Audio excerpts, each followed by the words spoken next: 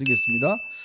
자, 저는 최근에 이 한동훈 대표가 저도 몇 차례 만나보고 대화를 해보고 정치적인 이슈만 이렇게 이야기를 해봤는데 저는 요즘 깜짝 놀랍니다. 요즘 제가 도대체 이게 무슨 말이야? 이 신사임당 TV라고 이제 주로 이제 이런 경제 관련된 관련 전문적으로 하는 이제 채널이 있습니다.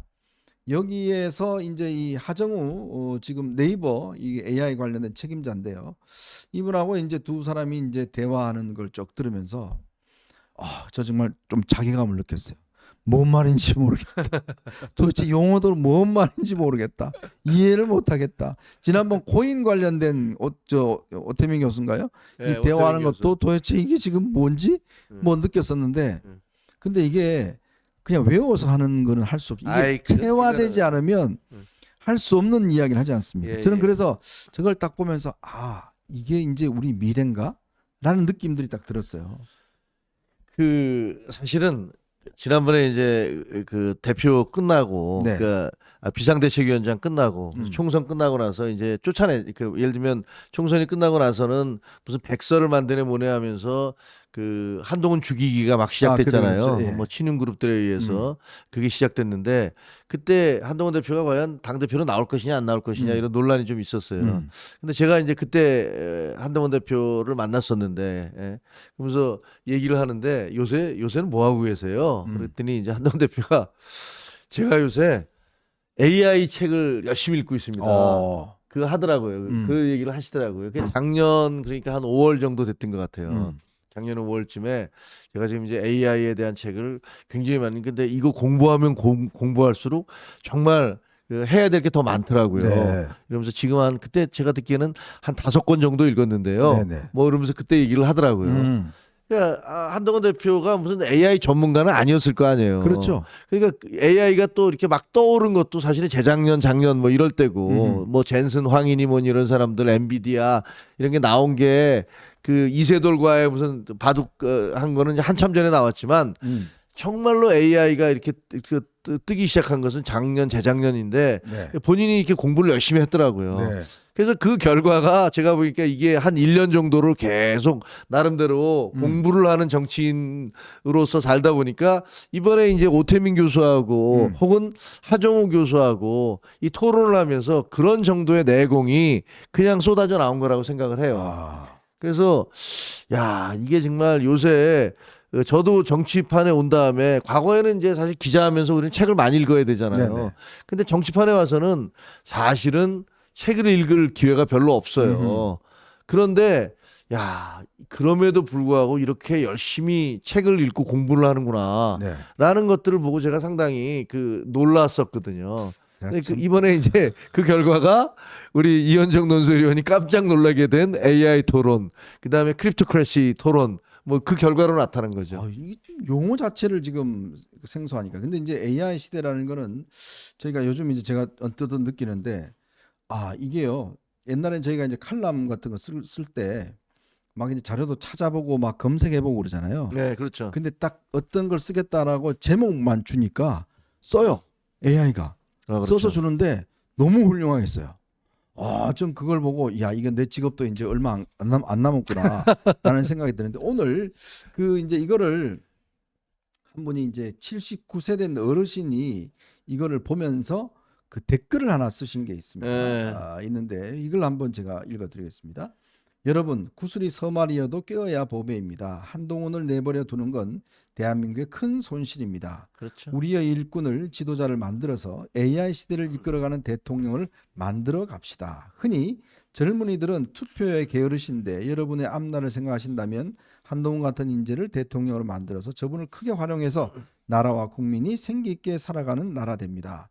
우리가 할 수 있습니다. 한동훈 보유국입니다. 한동훈의 장점은 참으로 나라와 국민을 사랑하고 애국심이 퉁천한 사람이고 인격적으로 겸손하고 예의 바르고 남을 섬기는 자세가 강하고 자기 절제를 엄격하게 하고 살아온 보기 드문 인격자라고 생각합니다. 정치인으로는 너무 좋은 분입니다. 이런 이야기를 하면서 이런 글을 이렇게 이 어르신이 이제 남기는 걸 봤어요.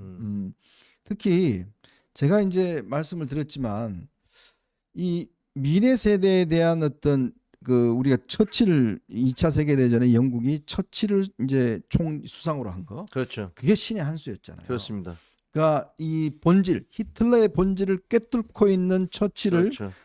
수상으로 함으로 인해서 2차 세계대전을 승리를 이끌 수 있는 가장 기반이 됐고 미국은 케네디를 대통령으로 뽑으면서 미국이 새롭게 도약할 수 있는 계기가 됐지 프론티어 않습니까? 정신. 하나의 어떤 분기입니다. 그 국가가 하는 새로운 어떤 어젠다를 던지고 그 어젠다를 가지고 뭔가 밀어나가는 이런 어떤 대통령 이게 사실은 지금 대한민국에 필요하지 않습니까? 그렇습니다. 예. 이게 리더십이라는 게 얼마나 중요한지는 사실 이제 저희 기자 사회에서는 이런 얘기가 있어요. 아무리 똑똑한 기자 10명이 멍청한 부장 1명을 절대 이길 수가 없다. 아, 그리고 그 아무리 훌륭한 부장 10명이 있어도 국장이 엉뚱한 짓 하기 시작하면 이길 수가 없다. 그리고 회사 전체의 기자들이 다 똑똑해도 오너가 이상하게 행동하기 시작하면 그 회사는 잘 될 수가 없다. 이런 얘기가 있거든요. 네. 뭐 언론사에서 그런 얘기들 하는데 그 보면은 리더 국가도 마찬가지라고 저는 생각해요. 어떤 리더를 세우냐에 따라서 나라가 흥하기도 하고 또 잘못되기도 합니다. 지금 어떻게 보면 100일째 나라가 정말 엉망진창이 되고 있지 않습니까? 네. 이것을 물론 그 시발은 윤석열 대통령의 비상계엄, 뜬금없는 비상계엄이지만 거기에 대응하는 어떤 민주당 이재명 대표 쪽에서의 어떤 그 대응이나 이런 것들도 결국은 사태를 해결을 하거나 국민들을 안심시키기보다는 야, 요참에 내가 빨리 권력을 가져오자라는 어떤 그런 욕심 그리고 그 단견 이런 것들 때문에 지금 나라가 이렇게 막 혼란스럽게 되고 있는 거 아닙니까? 그래서 진짜로 이 리더를 잘 뽑아야 됩니다. 리더를 잘 뽑아야 이 나라가 제대로 될 수 있습니다. 그러니까 리더가 이제 어떤 문제시가 회의할 때 뭐 그러잖아요. 그 고성국 TV 봤어? 배승희 하는 거 봤어? 이렇게 이야기를 하면 그 장관은 밑에 가서 야 대통령이 말이야 고성국 TV 보래. 그럼 국장들은 집에 가서 그것만 봅니다. 뭐 이렇게 해도 어제 말이죠 뭐 이런 거 하는데 막 이런 그 대통령 역시 뭐 잘해 이런 거잖아요. 그러니까 즉 항상 공무원 조직이라는 게 대통령이 무슨 관심이 있는지 뭘 생각하는지 뭘 보는지 뭘 먹는지 야 대통령이 요즘 저 김치찌개 이런 데 관심이 있대 뭐 그러면 이제 이게 또 되는 거예요. 근데 예를 들어 대통령이 야 대통령이 AI에 관심이 많단다? 예? 그러면 이제 장관부터 공부를 합니다. 그 뭔 당연하죠. 말인지 알아들으려고. 네. 뭐 대통령 이야기하는데 그 무슨 장관님 그거 말이죠. 거기 그 AI 흉내도 못 내겠는데 뭐 용어 있잖아요. 그런 거 막 이야기 어떻게 됐어요? 그러면 뭔 말 하시는 거예요? 그러잖아요. GPU가 어쩌고 저쩌고 뭐 이러면 GPU 우리 몇 개 있어요? 몇 개요? 뭐 이래버리면 황당하잖아요. 그러니까 위에 사람이 어떤 문제에 대한 문제 관심이 있으면 야 GPU가 뭐냐? 글쎄요 좀 알아보고 말씀드릴게요. 그러면 이 그래픽 카드 뭐 이런 거랍니다. 뭐 그거 이제 우리가 AI 하면 들어가는 거 중요한 이제 그 메모리잖아요. 그 우리 몇 개 가지고 있냐?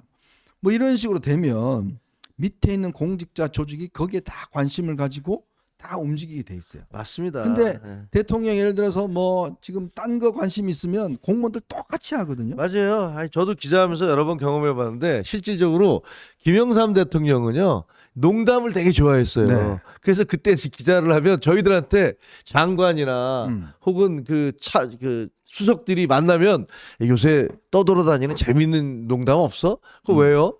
대통령이 말이야 밥 먹을 때나 뭐 이럴 때 그런 얘기해주면 너무 좋아해. 건배사하고. 예, 건배사. 그래서 이런 걸 다 적더라고요.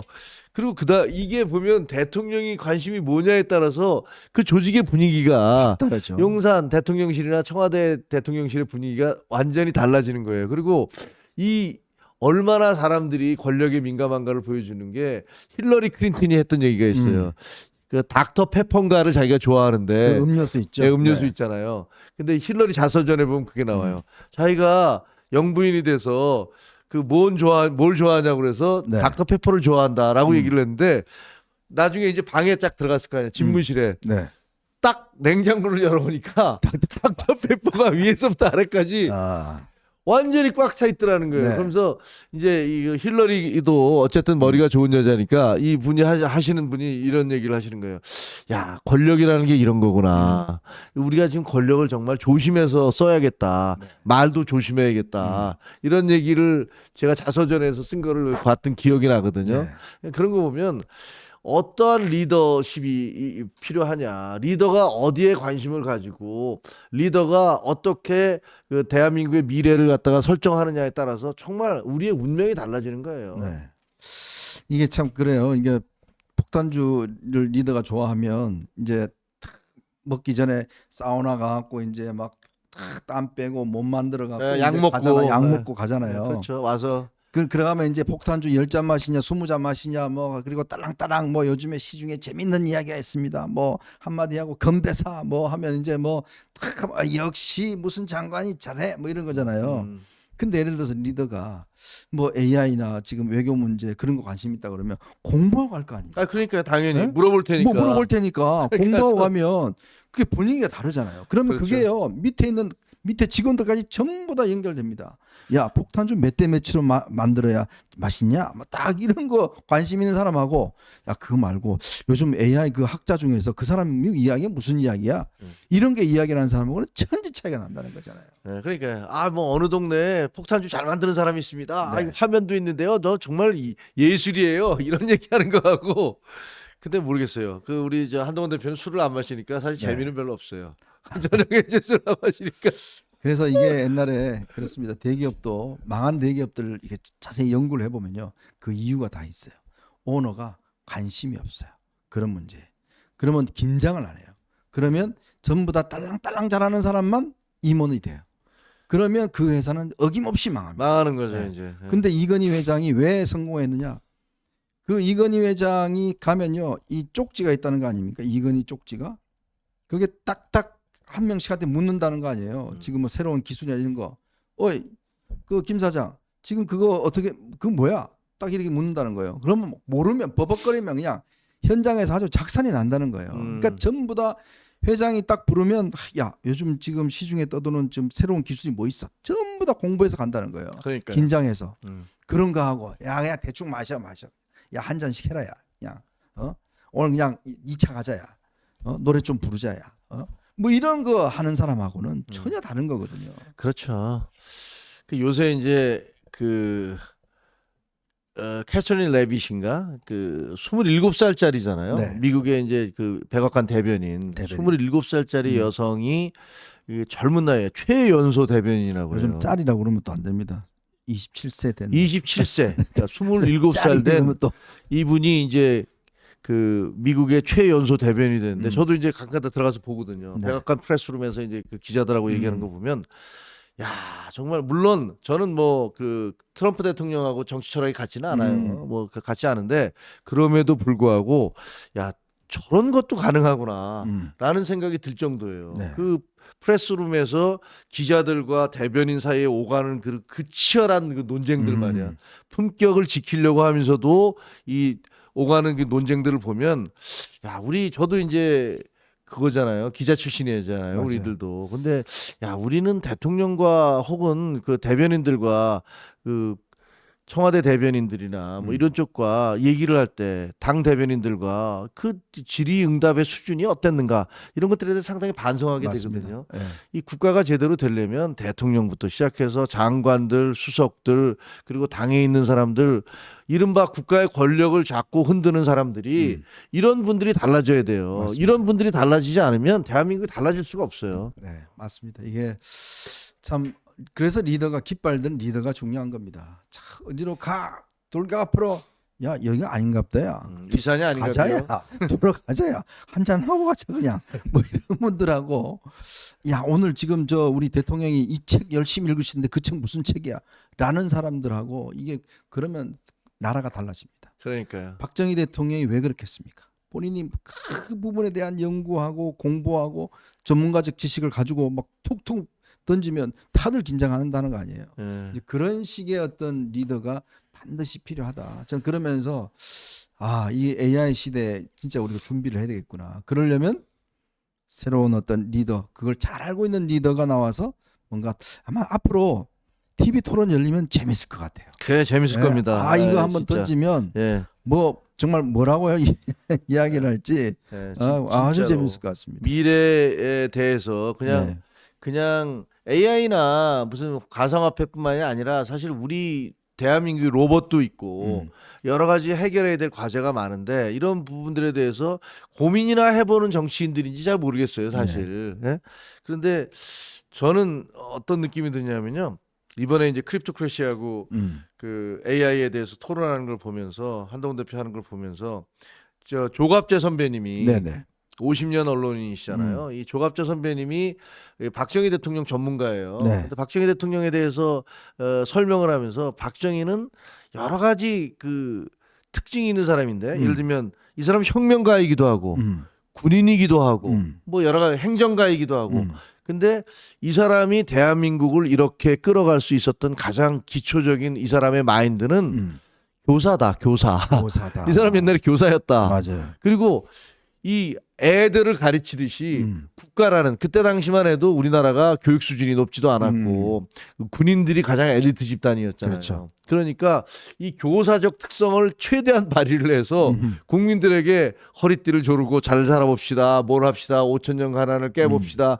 마치 선생님이 제자들에게 얘기를 하듯이 그렇게 방향을 제시하면서 나라를 끌어갔다라고 얘기를 하시더라고요. 근데 보면 우리는 너무나 오랫동안 그 뭐랄까 그 우리 정치인들이 국민들에게 꿈과 희망과 방향을 제시하는 걸 보지를 못했어요. 뭔가 논리적인 설득력 있는 어떤 그런 이론이 아니죠. 어떤 그런 주장을 내놓는 걸 보지를 못했는데 이제 정말 그럴 때가 되지 않았나. 그래야 우리나라가 제대로 살지 않을까 이런 생각을 하게 됩니다. 네. 참 여러분 한번 들어보십시오. 이 뭐 이해 못 하시더라도 한번 들어보시면 조금 충격을 받으실 겁니다. 야, 세상이 이렇게 돌아가고 있구나. 이렇게 발전하고 있구나라는 걸 우리가 알아야 됩니다. 그래야지만이 또 현실에 적응할 수가 있을 것 같습니다.